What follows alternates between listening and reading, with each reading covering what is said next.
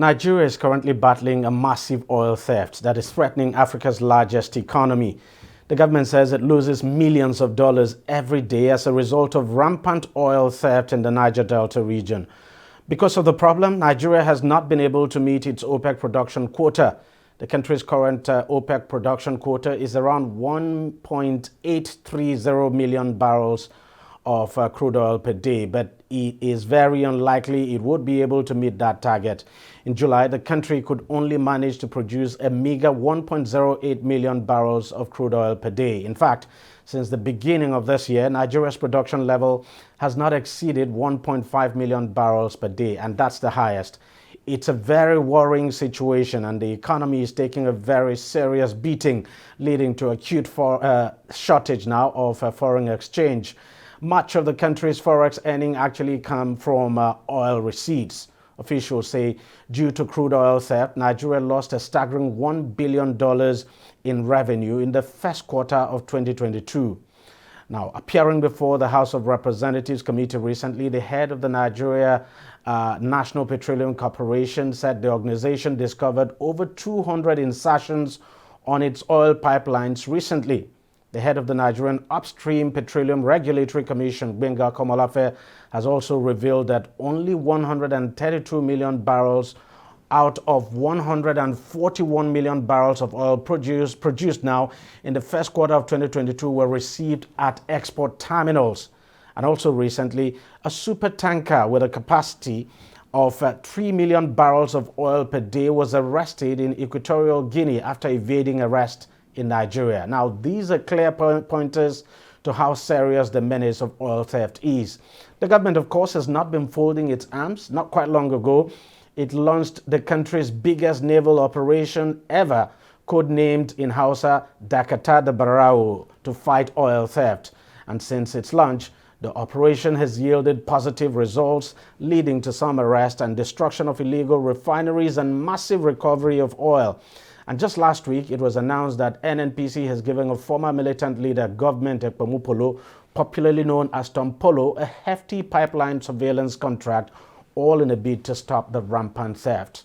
Meanwhile, the federal government has said it would soon reveal the identities of high-profile Nigerians behind oil theft in the country. So everyone is eagerly waiting for that revelation.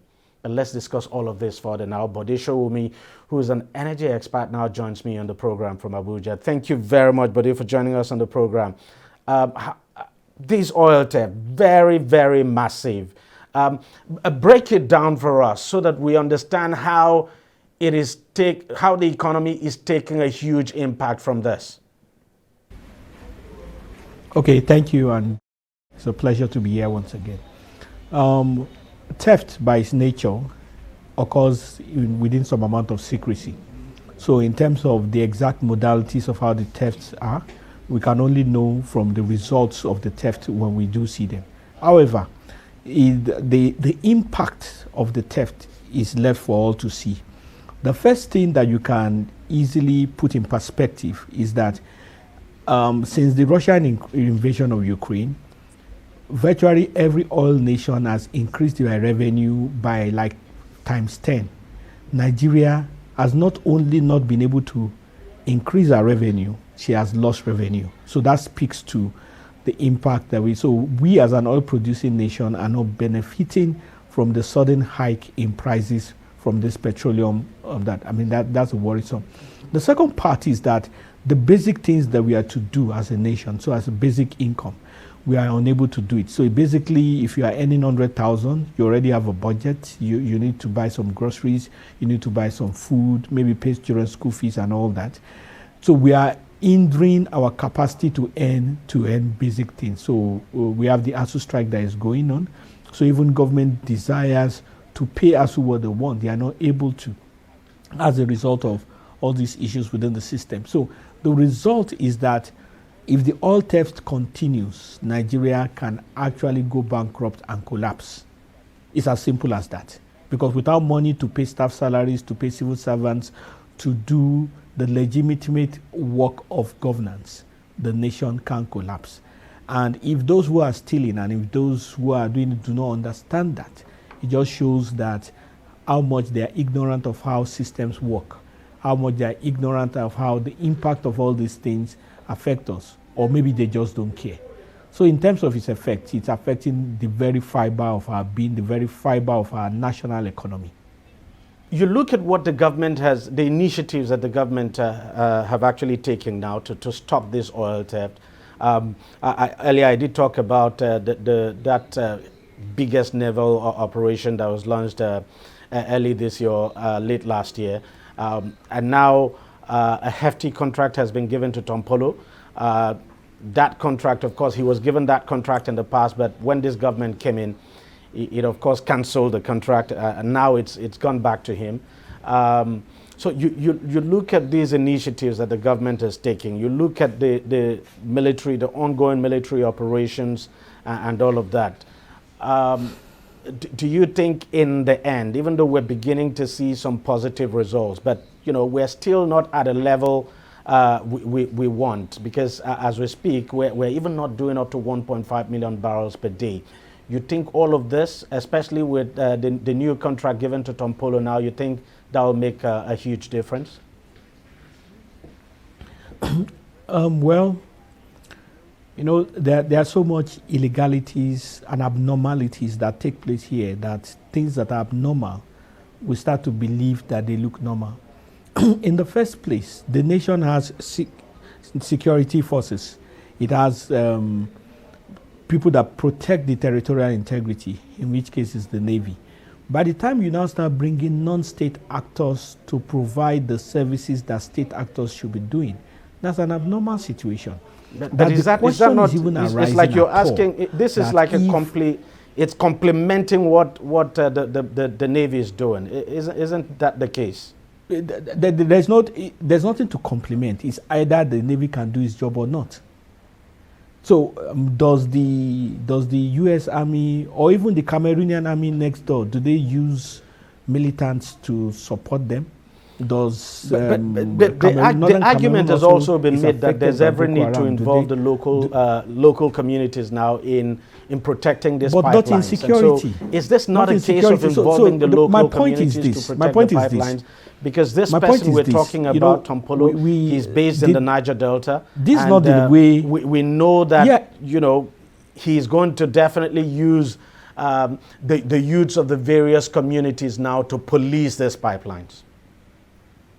Okay, so you are asking for my view, so that's why I'm trying to give you my own views. Irrespective of whoever is going to use or whatever, it is an abnormal situation. The people who are responsible for defending the integrity of the nation is the army, the police, and the Air Force. The people who are responsible for internal security is the police, the civil defense, and all those people. That you are calling it complementary means that those people have failed in their activities. It is as simple as that. So what we are saying is that, in simple terms, is that the Navy and all those people are not able to do their jobs to the extent that you now have to be involving Tompolo and giving them security contracts. That is not a normal situation. And we should be promoting normalcy. We should be promoting the Navy and all those people to do their work. So the fact that some people consider that as the way forward, I mean, it's left to them. They know what they have seen. But we are analyzing these situations as experts, as people who believe the system should work normally. So it is the normalcy that we are using as a standard, not the abnormal situation that we have created in Nigeria. So those would be my views on that. Okay, but another thing, I mean, do you think the government had to do this out of desperation? Because you could say the situation was getting desperate. I mean, in July, we were only able to do 1.08 million barrels per day. And this is all happening at a time when we should be taking advantage of the high cost of oil in the global market.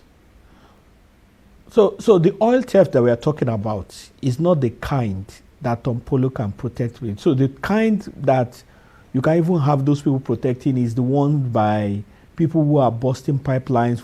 Those are little theft. What we are talking about is institutional theft. It is the difference between robbers who are going to run petty shops and supermarkets and organized crime. So what we are talking about the volumes that is being stolen is not the volumes that somebody or a group of people can get involved in. It is volumes that is involving the institutional process. So that needs to be understood.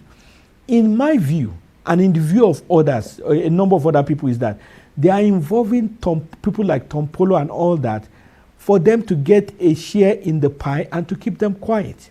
So the question will be this: if you involve Tompolo in this security situation, is production going to improve? That is the question. Well, but so they say that, I mean, you look at what we had in the past when they were involved in pipeline protection. Yeah, to some extent, production improved. That may not have been the reason why production improved. You cannot bring people who are not trained in security and expect them to perform better than those who are trained in security. There are reasons why they were involved and engaged, but it was wrong from the point of principle to involve them in security. You do not involve non-state actors in matters of national integrity. But what I'm saying is what is wrong in asking and the people now in whose communities these pipelines run, what is wrong in asking them to provide some layer of security for these pipelines? And I'm asking these questions in the light of the revelations not quite long ago made by the CEO of NNPC, where he said over 200 insertions were made on NNPC pipeline. Now, what I'm explaining to you is how an ideal situation should work. Yeah. I understand the sentiments from the Niger Delta. My wife is from the Niger Delta. I have in-laws there. I have cousins there. No, but so I understand. That's actually not the reason. That's actually not the point here. That's actually not the reason. I'm not saying you're talking because you're not from the Niger. That's not the point. I'm just trying to. But allow me trying to help us understand. Allow me to land. Go on. I'm listening to you. I'm trying to marshal a point, and the point is this. There is, when kidnapping started in Nigeria, in the Niger Delta, it was expatriates that were being kidnapped. And I remember Mike Fry, who was then the CEO for Mobil, saying that what they are going to do is that they are going to make the expatriates inaccessible. And that's what they did. Because the expatriates used to live among communities, they put them in gated communities, and when there was an attempt to breach those gated communities, they took all of them outside of Nigeria. As a result, those same people who were kidnapping expatriates started kidnapping Nigerians, and we have the situation that we have now.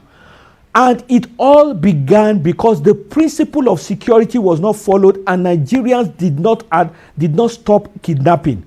My point is this: there are principles to security, and the principles to effective security does not include involving non-state actors.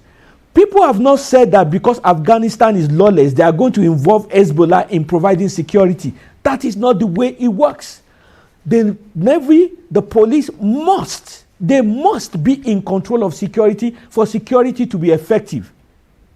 And when you start having non-state actors, you cannot guarantee justice because you cannot guarantee what those people will do. And the point is, for us to return to normalcy, you must have the state actors become responsible for their work. The Navy must do their job. Civil defense must do their job. The police must do their job. The EFCC must do their job. And they do it outside of non-state actors. That is the way the normal system should work. So you think the Navy is not doing its job? That's why we have this? Is it a question of the Navy not doing its job, or that, look, this is on a large scale that the Navy is not able to handle alone? The Navy should be motivated and encouraged to do its job, not that non-state actors should come and take over the role of the Navy. That is not how a normal state system works. If the Navy is not doing its job, why are they not doing its job? Why are they not doing their job? Is it because of funds? Is it because of capacity? Is it because of intelligence? Is it lack of training? There has to be factors. And those factors that are not enable them to do their job should be met so that the Navy should do their job. It's as simple as that. Well, some people will say, well, that's actually the ideal you're talking about, but that it's a very different situation on ground in the Niger Delta. well, we do not continue with the wrong situation on ground in the Niger Delta. We have to return to the ideal. Otherwise, you will come to all these stories till kingdom come. As long as there is lawlessness, there will always be corruption and all the same issues that we are talking about. If you want to end corruption, if you want to end theft, if you want to return to the situation where the income that comes to the federal government becomes useful to the people, all these illegal and extra state activities must stop. You are not going to have any proper development as long as you keep having non-state actors involved in the situation. It is never going to happen. That is not the principles for development. That is not the principles for democracy. That is not the principles for security. It is people who are compromised in the system, who are encouraging the system to remain that way. And it is incumbent upon us who want a nation that will improve to ensure that the right things are done. If the right things are not done, we are going to keep complaining and keep having this recycling all these things all the time. It is wrong. Non-state actors should not be involved in state activities. Well, I understand your point, but Ishurumi, thank you very much for joining us on the program, and thank you for marshalling your points. They're quite clear. They're really clear. Thank you for your time. Thank you very much. It's a pleasure. Well, we'll take a short break and we'll be right back. Stay with us. Opinions are free, facts are sacred, but truth is universal. How, in practical terms, can we, for instance, de-escalate the tension? President must see himself as the president of the Federal Republic. We know where the enemy is. 3 places. The Lake Chad Basin, the border area between Nigeria and Cameroon, and then the Sambisa Forest. On DEJI360, we give you a complete dose of everything. Opinion, facts, and undiluted truth. I hardly believe what politicians are saying in this part of the world. A new Nigeria is possible, a future is possible. We delve into the issues, dissect it so that you can understand it, and use it to take action. I don't think there's any need for any governor to look for grant for ranching. DEJI360, dissecting the issues.